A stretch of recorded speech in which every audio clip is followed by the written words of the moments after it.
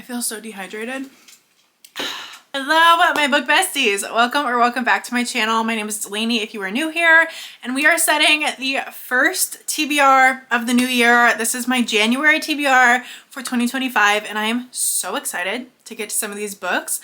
I feel like I maybe was a little too excited because this TBR is very ambitious and very unrealistic, but I have a lot of books on my radar and a lot of books that I'm hopeful to get to in January. So like I said, this is by no means super strict. This is by no means like I'm absolutely going to read every single page of every single one of these books, because that's just not likely to happen. I'm going to be so honest. But these are the books that I'm going to be mood reading and choosing from for January. The books I have my eye on, if you will. Starting off with the one book I absolutely know I'm going to read, I have Variation by Rebecca Yarros. This is my Patreon book club's book of the month for January. So obviously 100% I'm going to be reading this, and I want to read this. This was one of the poll options obviously for Patreon, and I was crossing my fingers that this one won because I'm so excited. After reading The Last Letter by Rebecca Yarros, I know how powerful her romance books can be. So I'm hopeful that this will have a similar impact and maybe rip my heart out of my chest and absolutely smash it into 1,000 pieces the same way The Last Letter did, because that was a 5-star read for me. I think this follows a ballerina and a Coast Guard rescue swimmer and elite ballerina. This sounds complex, it sounds emotional, it sounds like a great pick for a book club. I feel like we're gonna have no shortage of things to talk about, and I'm very excited. Also, the cover is beautiful, so I'm excited about that too. Another book that is most likely like an absolute must read for January is The Great Alone by Kristen Hanna. I have now read The Nightingale and The Women, and both were 5 stars. Both are some of my favorite books of all time, and so I have to read The Great Alone. I've heard nothing but phenomenal things about this one too, and I've heard it's best read in the winter time. I think it takes place during the winter, so it's like January is the perfect time to read this. It takes place in Alaska, 1974. And I think it's just about a family in crisis, right? Oh, the dad just came home from Vietnam War. This is gonna be the perfect time because I just read The Women, which takes place in Vietnam War, and I like kind of went down the rabbit hole of learning about the Vietnam War. So now this also involves the Vietnam War. So that's perfect. That works perfectly. I didn't even know that. Amazing. I'm so excited. I already know I'm gonna cry. Then these are also books that I'm definitely going to read because I have a little friend group. We met through my Patreon, and now we have like a little bookish buddy reading group chat. I just adore them. And every month we pick one book for each other. So we each, how do I word this? There's 3 of us, and we each pick a book for each other. So each of us gets 2 books picked by the other 2 in the group that we have to read the next month. And it's really helping me clear off my TBR and read some books that I need to get to and have been meaning to get to. I've just haven't picked up. So they're holding me accountable. These are 2 books I definitely will be reading. The first is Fragile Sanctuary. And can we take a moment? This is like the special edition copy. It is stunning. It is stunning. I will be reading this on my Kindle because if I crack the spine of this book, I probably will cry for like a week straight. It's beautiful. It's absolutely beautiful. But both the girls that I'm talking about in that little friend group that I have, they're obsessed with this series, and I'm super behind. I think it's a brother's best friend. Yes, and Grumpy Sunshine. It sounds like opposites attract kind of vibes. Yeah, I'm excited. I'm really excited to read this. Oh, I can't touch it. It like crinkled when I touched it. That scared me. Oh my gosh. That is like a display only book. Like, do not touch it. Do not breathe near it. Like, that goes in a lockbox to put on a shelf. It is beautiful. And then the other book that was picked for me was The Cheat Sheet by Sarah Adams. I've been meaning to read this forever. I think I picked this up at a little free library, honestly. It's kind of like damaged and beat up, but that's okay. It still works. I have read a few Sarah Adams books. I read When in Rome and Practice Makes Perfect, and I think those are the only 2 that I've read, but they were really cute. They're really cute, just like fluffier, lighter, shorter romance books. So I should be able to get through this, no problem. The cover says special edition. What is special about it? Why is it special? Oh, it deals with anxiety and panic attacks. I like that. I don't know why it's special, to answer my own question. I have no idea. Then I have Pictures of You by Emma Gray, and I really want to get to this book really soon. I read The Last Love Note by Emma Gray last year, probably in the summertime, and I loved it. Like, loved it. And so I'm super excited to read this one as well. This is about a woman who loses her husband in a car crash, and she also loses her memory in that car crash. And then her high school sweetheart comes back into the picture somehow. I'm not entirely sure how, but he's kind of helping her piece back together her memory. And it sounds like it's going to be super emotional. It says, when snippets of her memory start falling into place, she wonders exactly how she ended up in a life that couldn't be further from the one she dreamed of.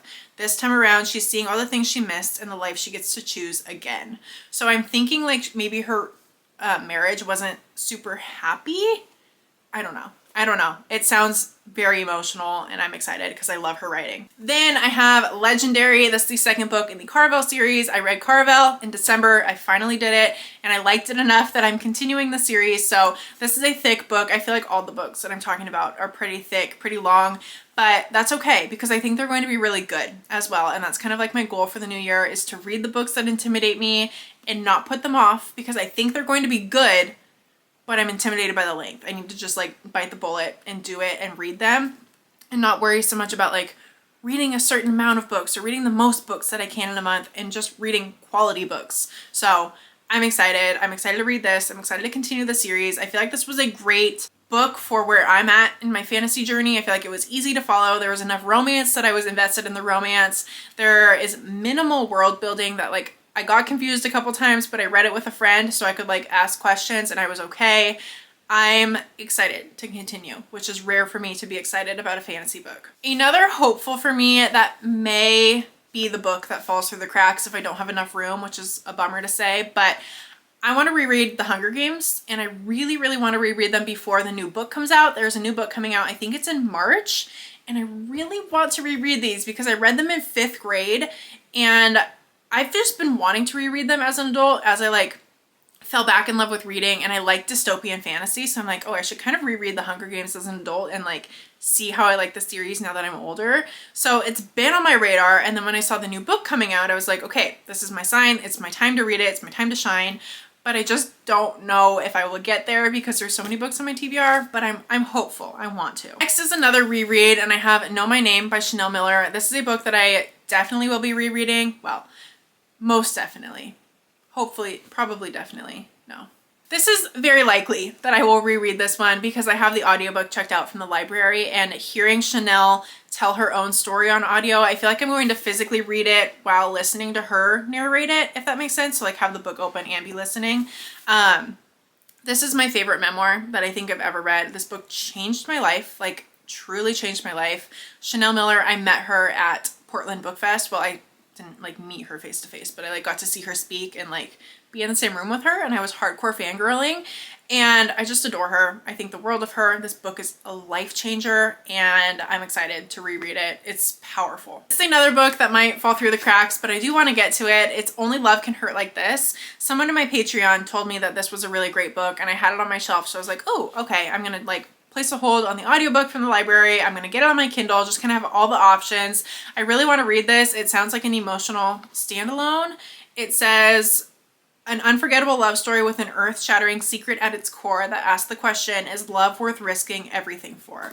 So it's going to be deep. It's going to bring up all the feels, and I really like that in a standalone book because there's like minimal commitment. You're not committing to a full long series, but you're still getting that like emotional element, you know? But this may be a book that gets pushed to February. I'm gonna say it now. I have a lot of books that I feel like are higher on my priority list, and it's just going to be a matter of how much reading time I have in January, honestly. Then I have Redeeming 6. This is the 4th book in the Boys of Tommen series, and it is the longest book in the Boys of Tommen series. On Goodreads, it is listed as 1,066 pages. The audiobook is like 36 hours long or something like that. 32 hours, 36 hours. It's long. It's very, very, very long. So if you come to watch my January wrap up and it is just Redeeming 6, that is why. It's like, I feel like if I read this, it's going to take up like 2/3 of my month, and I'm a little bit nervous about that. But I do really love Joey and Aoife. I'm connected to them as characters. I'm connected to their romance, their backstories, their history, all the things. Like, they do kind of feel like family, so I'm excited to read this, but it's the length. It's the length of these books. Time and time again, I happen with Binding 13, Keeping 13, Saving 6. I just feel like they could be a few hundred pages shorter and I would enjoy them more, but I'm not giving up now. Like, I put in this much time and I like it enough that I want to continue. I really do wish that they were a little bit shorter. Oh my gosh, I forgot to grab a book that I have over there that I need to read this next month. I'm buddy reading this with friends and I'm scared about this one too. Hold on. Do you guys like my hair? I got the Shark, like the Dyson dupe, and it's kind of like bouncy. It's kind of fun. The book that I'm buddy reading with friends this next month and I'm terrified of, All the Light We Cannot See. I have started this book and DNF'd this book like 4 times now because it is slow and it is heavy and it is complex and I get confused and I get overwhelmed and I get flustered and frustrated and I'm like, okay, I'm DNFing, I'm done. But I have friends now that are going to hold me accountable and make me read this, and I'm scared. I was going to donate this book, but now I feel like I have to read it. So that's on the TBR because, yeah, watch it be a 5-star read for me now that I said that. You guys, this TBR, there's no way this is all happening. There's no way. The last book on my TBR, because I needed a thriller in the mix, I have Beautiful Ugly by Alice Feeney. This is her new release, and I think it hasn't even come out yet. I think it's the end of January that it comes out, middle of January, but it was a December book of the month, and so I picked this for my December book of the month pick, and I'm excited to read it. I think it's like a domestic thriller, deliciously dark thriller about marriage and revenge. Alice Feeney does like marriage thrillers really, really well, and I'm excited. I feel like her books are kind of hit or miss for me. I either love them or they fall really flat. I'm intrigued. I haven't heard a ton about this so far, but I'm excited to read it and form some opinions, and I'll let you guys know what I think.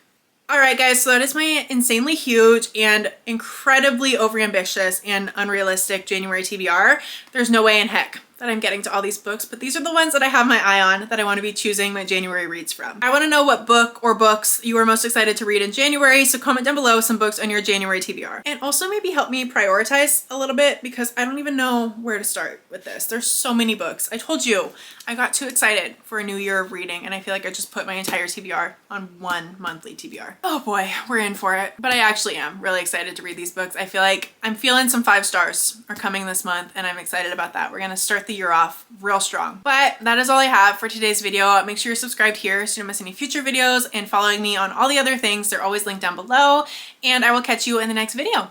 Bye, book besties.